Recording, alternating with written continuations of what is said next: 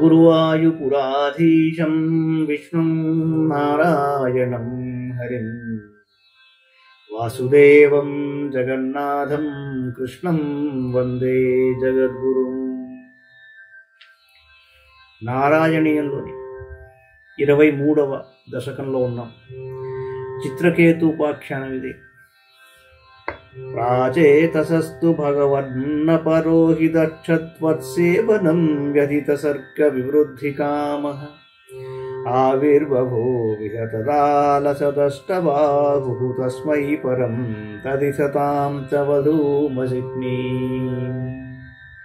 శ్రీమన్నారాయణ, ప్రాచేతసులకు దక్షుడను పుత్రుడు ఉండెను. ఇతడు బ్రహ్మదేవుని పుత్రుడైన దక్షుని కంటే వేరొకడు. అతడు సంతానాభివృద్ధికై పరమాత్మకు నిన్ను ఏకాగ్రచిత్తంతో సేవించాడు. అప్పుడు నీవు 8 బాహువులతో ప్రత్యక్షమై ఆ దక్షునకు అసిక్నియను భార్యను, అతడు కోరిన వరమును కూడా ఇచ్చావు. తస్యాత్మజాస్త్వయుతమీశ పునః సహస్రం శ్రీనారదస్య వచసా తవ మార్గమాపుః నైకత్రవాసమృషయే సముమోచ శాపం భక్తోత్తమస్తృషీరనుగ్రహమేవ మేనే. ప్రభు, దక్షునకు అసిక్నియందు 11,000 మంది పుత్రులు కలిగారు. వారిని దక్షుడు ప్రజావృద్ధి చేయుడని కోరగా వారు సత్సంతానమునకై తపస్సు చేయసాగారు. అప్పుడు నారదుడు అచ్చడకు వచ్చి ఉపదేశం చేసినందువలన వారందరూ నిన్ను ధ్యానించుచూ సత్వమార్గమున ఉన్నారు. ఈ విధంగా తన పుత్రులు సంతానాభివృద్ధి చేయుటకు విముఖులైనందువలన దక్షుడు కోపముచే నారదుని ఒక చోట ఉండవద్దని శపించాడు. పరమ భాగవతోత్తముడుకు నారద మహర్షి ఆ శాపమును తనకు వరంగా భావించాడు. షష్ట్యాతతో దుహితృభిసృజతః కులౌఘాం దౌహిత్రసూనురథ తస్య స విశ్వరూపః త్వశ్రోత్రవర్మితమపమజాపయదింద్రమాజౌ దేవ త్వదీయ మహిమా ఖలు సర్వజైత్ర. అనంతరము దక్షుని కుమార్తెలైన అదితి మొదలగు 60 మంది ద్వారా చరాచర సృష్టి జరిగింది. అదితి కుమారుడైన త్వష్ట ప్రజాపతికి అతని భార్య అయిన రచనయందు విశ్వరూపుడు జన్మించాడు. అతడు నీ స్తోత్రమైన నారాయణ కవచమును ఇంద్రునకు ఉపదేశించాడు. తత్ప్రభావమున దేవాసుర యుద్ధమున ఇంద్రునకు జయము కలిగింది. ప్రభు, నీ అనుగ్రహం ఉన్నచో అందరికీ జయము కలుగును కదా. ప్రాక్షూరసేన విషయే కిల చిత్రకేతు పుత్రాగ్రహీ నృపతిరంగిరస ప్రభావాత్ లబ్ధ్వైకపుత్రమథ తత్ర హతే స పత్నీ సంఘైరముఖ్యతవశస్తవ మాయయాసౌ. పూర్వకాలమున శూరసేన రాజ్యమును చిత్రకేతుడు రాజు పరిపాలించుచున్నాడు. అతనికి చాలా కాలం వరకు పుత్రులు కలగలేదు. అంగిరసుడను ముని యొక్క అనుగ్రహం వలన అతనికి ఒక పుత్రుడు కలిగెను. కానీ అసూయ గల అతని యొక్క ఇతర భార్యలు ఆ శిశువును చంపేశారు. అందువలన చిత్రకేతు మహారాజు మనోనిగ్రహం లేక నీ మాయ వలన బాధపడుతూ ఉన్నాడు.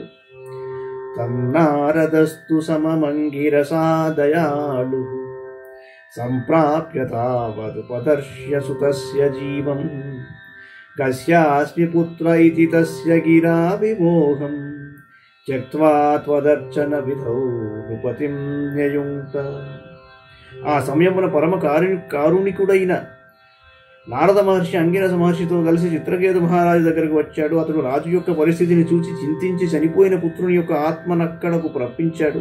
ఆ ఆత్మ నేనెవ్వరి పుత్రుడను అని ఎదురు ప్రశ్న వేయుటచే చిత్రకేతు జ్ఞానవంతుడై మోహమును వదులుకొని పరమాత్మకు నిన్నే ఆరాధింపసాగాడు. ఇది ఎంతయు నీ భక్తుడైన నారద మహర్షి అనుగ్రహం వలన జరిగింది.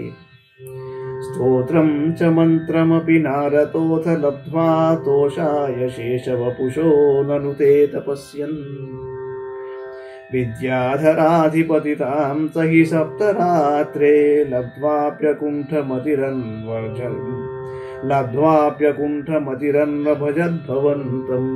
నారద మహర్షి చిత్రకేతు మహారాజునకు స్తోత్రమును మంత్రమును ఉపదేశించాడు. వాటి చేత మహారాజు ఆదిశేషుని రూపమునున్న నిన్ను ఆరాధించుచు 7 రాత్రులలో విద్యాధరులకు అధిపతి అయ్యాడు. తరువాత కూడా ఆ చిత్రకేతువు ఏకాగ్రచిత్తముతో నిన్నే సేవించుచుండెను.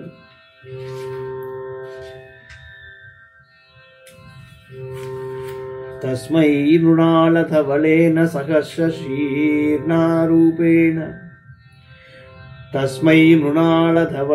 సహస్రశీర్ణారూపేణ బద్ధనుతి సిద్ధగణావృతేన ప్రాదుర్భవన్న చరితో నుతిభిః ప్రసన్నో దత్వాత్మతత్వమనుగృహ్య తిరోదదాథ. స్వామి, అంతటా నీవు 1000 పడగలు గల ఆదిశేషుని రూపముతో ఆ మహారాజునకు ప్రత్యక్షమైనావు. అప్పుడు తెల్లని పద్మనాళము వలె శోభిల్లుచుంటివి. సిద్ధులు మునులు మొదలగు వారు నీ చుట్టూను చేరి అంజలి ఘటించి నిన్ను నృతించుచుండిరి.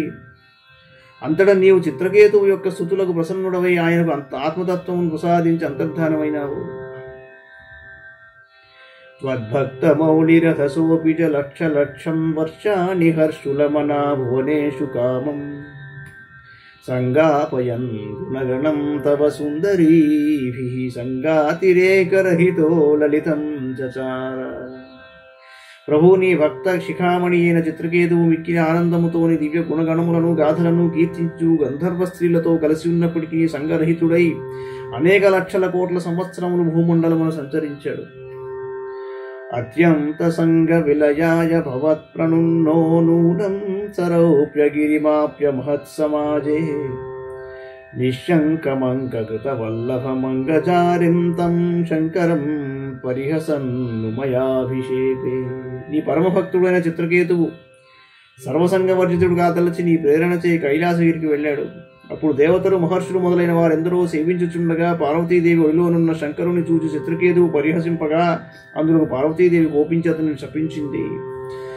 నిస్సంభ్రమస్త్వయమయాచిత శాపమోక్షో వృత్రాసురత్వముపగమ్య సురేంద్రయోధి భక్త్యాత్మతత్వకథనైః సమరే విచిత్రం శత్రోరపి భ్రమమపాశ్చ గతః పదంతే.